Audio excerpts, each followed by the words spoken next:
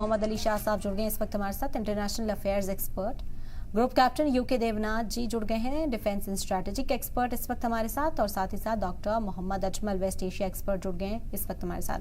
खैर मकदम है आप सभी का सलाम। मेजर मोहम्मद अली शाह साहब, क्योंकि अभी तक हमने देखा कि हिंदुस्तान ने दूरी बनाकर रखी थी इस तरह की वोटिंग से, लेकिन इस बार फिलिस्तीन की हिमायत में वोट दिया है, क्या कहता है?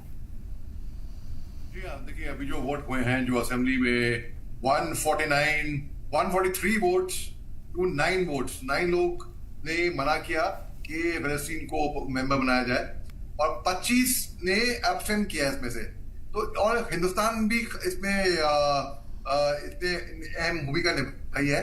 इसे साफ दिख रहा है कि हिंदुस्तान एक शांतिपूर्वक देश है, सब जानते हैं। और जो फलस्तीनियन एनवॉय है रियाद मंसूर, उन्होंने साफ कहा है वहां बड़ी सभा में, इस टाइम पे जब हम बोल रहे हैं तो 1.4 मिलियन फिलिस्तीनी रफा में सोच रहे हैं कि हम अगले पल तक जी पाएंगे कि नहीं जी पाएंगे, अगले दिन हम देख पाएंगे नहीं देख पाएंगे, और अगर देख भी पाते हैं तो उनको मालूम नहीं वो कहां जाएंगे। इंसानियत का ऐसा बुरी तरीके से खात्मा हो रहा है। मासूम खवातीन, बुजुर्ग, बच्चे, सिविलियन मजलूम मारे जा रहे हैं, कुचले जा रहे हैं। तो जाहिर सी बात है, तो दुनिया चाहे उनकी सिंपैथी होगी वहां पे, जो दुनिया है ना वो समझ चुकी है कि भाई क्या इंसानियत का खेल होता है। दुनिया का पक्ष इंसानियत के तौर पे है। मैं आपको एक छोटा सा एग्जांपल देता हूँ और फिर यहाँ पे समाप्त करूंगा। आज सुबह की बात है कि मेरा स्कूल ग्रुप है, हम लोग बहुत ही एपॉलिटिकल रहते हैं, बहुत ही एपॉलिटिकल। कहीं भी हम पॉलिटिक्स हम डिस्कस नहीं करते, अपने पास स्कूल की यादें डिस्कस करती हैं। मेरा दोस्त है, बड़ा अच्छा दोस्त है बचपन का, रंजीत, उसने ग्रुप में लिखा कि आपका क्या ख्याल है जहाँ पे जो हो रहा है, जेनोसाइड हो रही है, ऐसे करके लिखा। फट से जो लोग रिस्पॉन्ड भी नहीं करते ग्रुप में, वो सब आ गए और सब ने निंदा करी है जेनोसाइड की। सब ने वहां पे सपोर्ट दिया है। जो जहां पे भी देखिए 7 अक्टूबर को जो हुआ, जो अहमद सिंह किया, वो गलत था।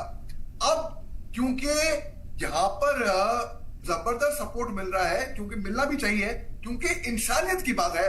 बात केवल यहूदी या अरब की नहीं है, मुसलमान यहूदी की नहीं है, बात है इंसानियत की।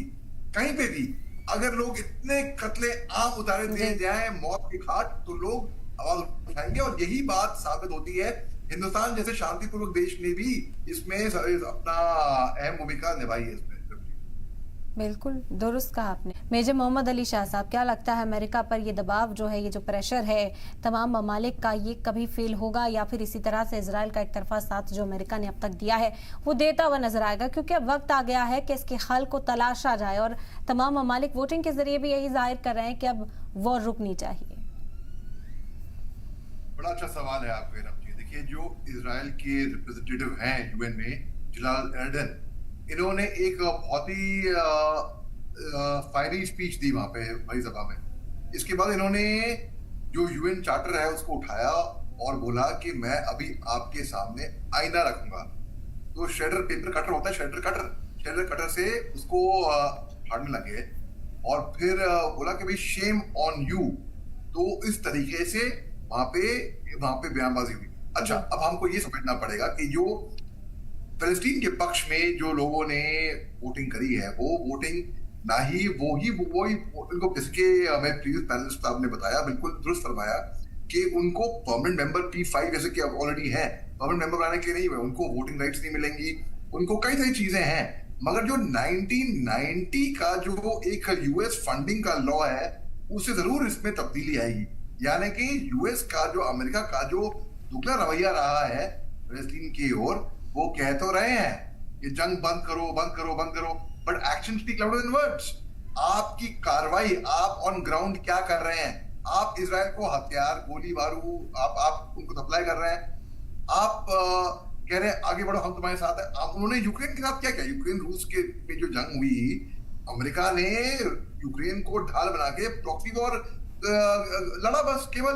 तो अमेरिका, बिल्कुल जैसे कि ग्रुप कैप्टन देवनाथ साहब ने बिल्कुल जो फरमाया कि दुनिया जान गई है अमेरिका का दुगना रवैया। तो बस तो फर्क तो पड़ेगा, कहीं ना कहीं प्रेशर तो आएगा। अरे जब, अगर एक एग्जांपल लेता हूँ मैं, यहाँ पे समाप्त करता हूँ रमजी। देखिए, अगर व्हाट्सएप ग्रुप पे भी कई बार झगड़े हो जाते हैं, आम जिंदगी में कहीं पे झगड़े हो जाते हैं, आप देखते हैं सपोर्ट एक तरफ को मिल रहा है, एक तरफ को सपोर्ट नहीं मिल रहा है, तो अपने आप एक साइकोलॉजिकल इफेक्ट होता है। और जहाँ पे मैक्सिमम सपोर्ट आता है, अपने आप वो जहाँ सपोर्ट आ रहा है वो और आगे बढ़ता है, और जहाँ सपोर्ट नहीं आता है वो अपने आप सबलाइन होना शुरू हो जाता है। पर उसी तरीके से साइकोलॉजिकली तो अमेरिका पे फर्क इसका पड़ेगा, ऐसे मैं देखता हूँ। ठीक नहीं होगा। मेजर मोहम्मद अली शाह साहब। बिल्कुल इरम जी, देखिए जो यूएन चार्टर में जब ये मीटिंग हुई तो जो मिशन के जो स्पोक्स पर्सन थे नेथन इवांस, उन्होंने कहा कि इससे ऑल्टर नहीं होगा स्टेटस ऑफ द पैलेस्टीनियन। वो non member state observer mission में जो है वो स्टेटस को एक तरीके से वो ही रहेगा, उन्होंने ये कहा। लेकिन at the end of the day फर्क बहुत पड़ेगा। जैसे कि मैं आपको बताऊं कि अभी पैलेस्टीन का स्टेटस है एज ऑब्जर्वर, वो बस पीछे बैठ के ऑब्जर्व करेगा, वहां पे मीटिंग हो रही है, बस वो देखेगा, ये ऑब्जर्वर। और इसके बाद अब उसको मौका मिलेगा वहां पे बोलने का, सभा में उनको एक पॉलिसीज इंट्रोड्यूस करने का मौका मिलेगा, उनको मिलेगा मौका, बहुत लोग इसके आगे आके बोलेंगे। तो इसी पे ही रिचर्ड गोवान जो यूएन डायरेक्टर हैं इंटरनेशनल क्राइसिस ग्रुप के, उन्होंने बोला कि इससे पैलेस्टीनी के वो ये उन्होंने बोला कि वो आके उनसे फर्क पड़ेगा। तो अमेरिका का दुर्गा रवैया है इसमें कि एक तरफ वो बोल रहे हैं कि फर्क पड़ेगा, एक तरफ उनका वो कंफ्यूज है, या तो अमेरिका या तो खुद नहीं पता कि भाई वो चाह क्या रहा है, कर क्या रहा है, या तो वो इतना शातिर है कि उसको मालूम है, अच्छे से मालूम है कि वो क्या गेम खेलता है। लेकिन इससे मैं आपको ये बोल के समाप्त करूंगा कि फर्क पैलेस्टीन को बहुत पड़ेगा। जैसे कि हम लोग मैं आपको एग्जाम्पल देता हूँ, बहुत लोग एक मेंबर एक टीम में आना चाहते हैं ताकि उनको लगेगा कि शायद इससे उनकी स्टैंडिंग और होगी। फिलिस्तीनियों को वैसे ही इतना अभी खात्मा हुआ है, इतना मारा पीटा गया है, इतने मारा पीटा तो मैं बहुत कम बोल रहा हूँ, मैं बता रहा हूँ कि किस तरीके दबे हुए हैं वो।